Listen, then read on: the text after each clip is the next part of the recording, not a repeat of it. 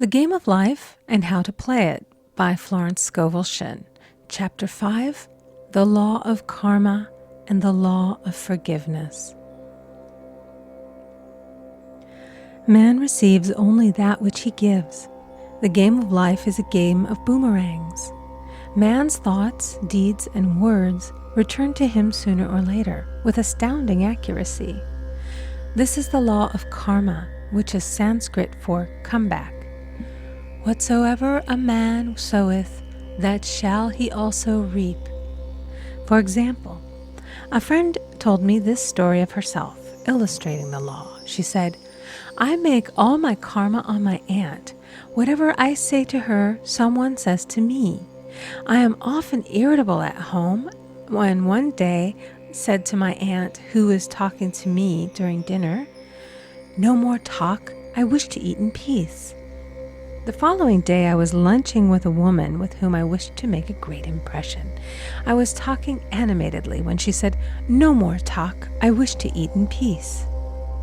My friend is high in consciousness, so her karma returns much more quickly than to one on the mental plane. The more man knows, the more he is responsible for, and a person with a knowledge of spiritual law, which he does not practice, suffers greatly in consequence. The fear of the Lord, law, is the beginning of wisdom. If we read the word Lord, law, it will make many passages in the Bible much clearer. Vengeance is mine, I will repay, saith the Lord, law. It is the law which takes vengeance, not God. God sees man perfect, created in his own image, imagination, and given power and dominion. This is the perfect idea of man, registered in divine mind, awaiting man's recognition. For man can only be what he sees himself to be, and only attain what he sees himself attaining.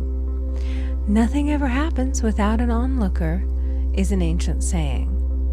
Man first sees his failure or success, his joy or sorrow, before it swings into visibility from the scenes set in his own imagination. We have observed this in the mother picturing disease for her child, or a woman seeing success for her husband. Jesus Christ said, "And ye shall know the truth, and the truth shall make you free." So we see freedom from all unhappy conditions comes through knowledge, a knowledge of spiritual law. Obedience precedes authority, and the law obeys man when he obeys the law. The law of electricity must be obeyed before it becomes man's servant. When handled ignorantly, it becomes man's deadly foe. So with the laws of mind. For example, a woman with a strong personal will wished she owned a house which belonged to an acquaintance, and she often made mental pictures of herself living in the house. In the course of time, the man died, and she moved into the house. Several years afterwards, coming into the knowledge of spiritual law, she said to me, "Do you think I had anything to do with that man's death?" I replied, "Yes, your desire was so strong, everything made way for it. But you paid your karmic debt. Your husband, whom you loved devotedly, died soon after, and the house was a white elephant on your hands for many years."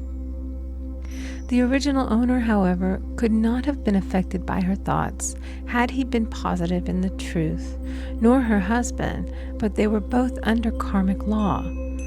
The woman should have said, feeling the great desire for the house, "Infinite intelligence, give me the right house, equally as charming as this, the house which is mine by divine right." The divine selection would have given perfect satisfaction and brought good to all. The divine pattern is the only safe pattern to work by. Desire is a tremendous force and must be directed in the right channels, or chaos ensues. In demonstrating, the most important step is the first step, to ask aright. Man should always demand only that which is his by divine right. To go back to the illustration, had the woman taken this attitude, "If this house I desire is mine, I cannot lose it. If it is not, give me its equivalent. The man might have decided to move out harmoniously had it been the divine selection for her, or another house would have been substituted. Anything forced into manifestation through personal will is always ill-got and has ever bad success. Man is admonished, "My will be done, not thine." And the curious thing is, man always gets just what he desires when he does relinquish all personal will, thereby enabling infinite intelligence to work through him. Stand ye still and see the salvation of the Lord. Law. For example, a woman came to me in great distress. Her daughter had determined to take a very hazardous trip, and the mother was filled with fear. She said she had used every argument, had pointed out the dangers to be encountered, had forbidden her to go, but the daughter became more and more rebellious and determined. I said to the mother, "You are forcing your personal will upon your daughter, which you have no right to do, and your fear of the trip is only attracting it, for man attracts what he fears." I added, "Let go and take your mental hands off. Put it in God's hands and use this statement: I put this situation in the hands of infinite love and wisdom. If this trip is the divine plan, I bless it and no longer resist. But if it is not divinely planned, I give thanks that it is now dissolved and dissipated." A day or two after that, her daughter said to her, "Mother, I have given up the trip," and the situation returned to its native nothingness. It is learning to stand still which seems so difficult for man. I will deal more fully with this law in the chapter on non-resistance. I will give another example of sowing and reaping, which came in the most curious way. A woman came to me saying she had received a counterfeit $20 bill given to her at the bank. She was much disturbed, for, she said, "The people at the bank will never acknowledge their mistake." I replied, "Let us analyze the situation and find out why you attracted it." She thought a few moments and exclaimed, "I know it. I sent a friend a lot of stage money just for a joke." So the law had sent her some stage money, for it doesn't know anything about jokes. I said, "Now we will call on the law of forgiveness and neutralize the situation." Christianity is founded upon the law of forgiveness. Christ has redeemed us from the curse of the karmic law, and the Christ within each man is his redeemer and salvation from all inharmonious conditions. So I said, "Infinite Spirit, we call on the law of forgiveness and give thanks that she is under grace and not under law, and cannot lose this $20, which is hers by divine right." Now, I said, "Go back to the bank and tell them, fearlessly, that it was given you there by mistake." She obeyed, and to her surprise, they apologized and gave her another bill, treating her most courteously.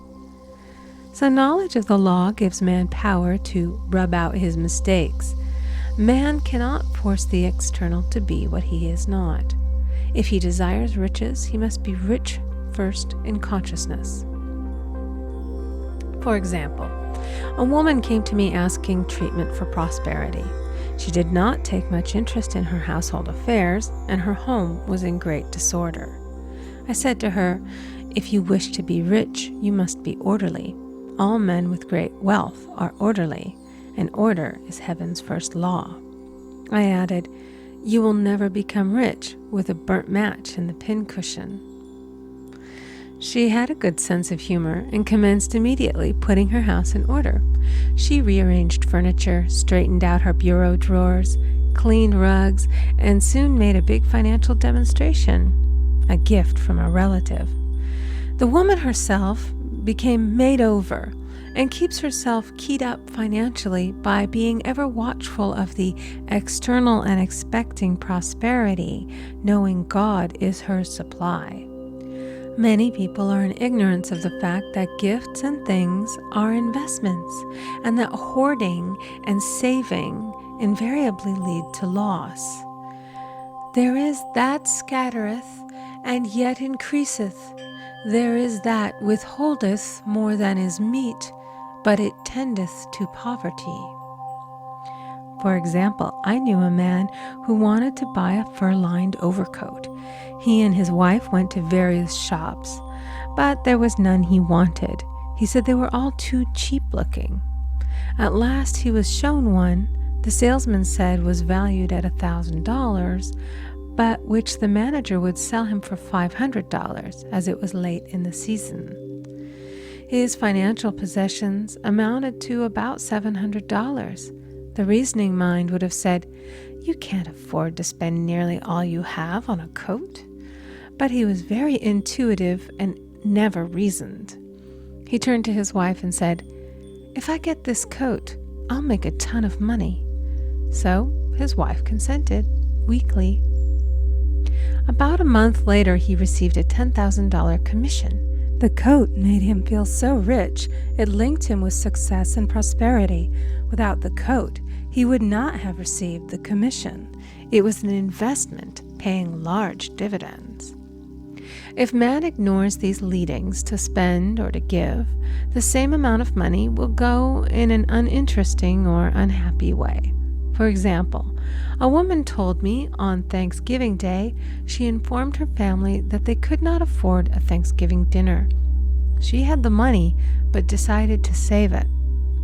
A few days later, someone entered her room and took from the bureau drawer the exact amount the dinner would have cost. The law always stands back of the man who spends fearlessly with wisdom. For example, one of my students was shopping with her little nephew. The child clamored for a toy, which she told him she could not afford to buy. She realized suddenly that she was seeking lack and not recognizing God as her supply. So she bought the toy and on her way home picked up in the street the exact amount of money she had paid for it. Man's supply is inexhaustible and unfailing when fully trusted, but faith or trust must precede the demonstration.